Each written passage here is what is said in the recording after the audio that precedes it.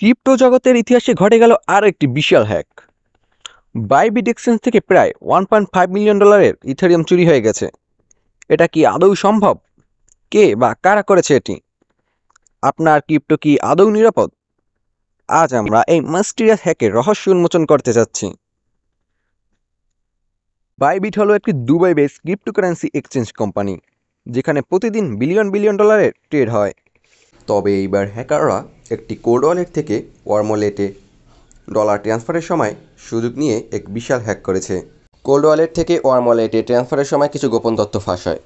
হ্যাকাররা হয়তো প্রাইভেট কি বা এপিআই অ্যাক্সেস পেয়ে যায়, অথবা মাল্টি সিগ ওয়ালেট বা সিকিউরিটি ভালনারেবিলিটি থাকতে পারে।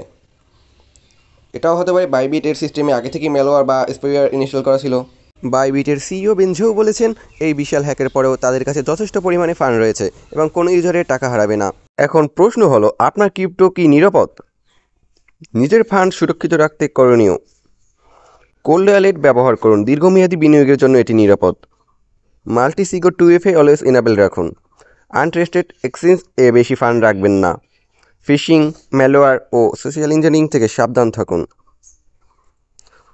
তো বন্ধুরা, এই ছিল বাইবিটের 1.5 বিলিয়ন হ্যাকের সম্পূর্ণ বিশ্লেষণ। এই ঘটনা আমাদের শিখিয়ে দেয় ক্রিপ্টো জগতের নিরাপত্তা এখনো বড় চ্যালেঞ্জ। আপনার ক্রিপ্টো সুরক্ষিত রাখতে সাবধান হন এবং প্রযুক্তির নতুন আপডেট সম্পর্কে সচেতন থাকুন।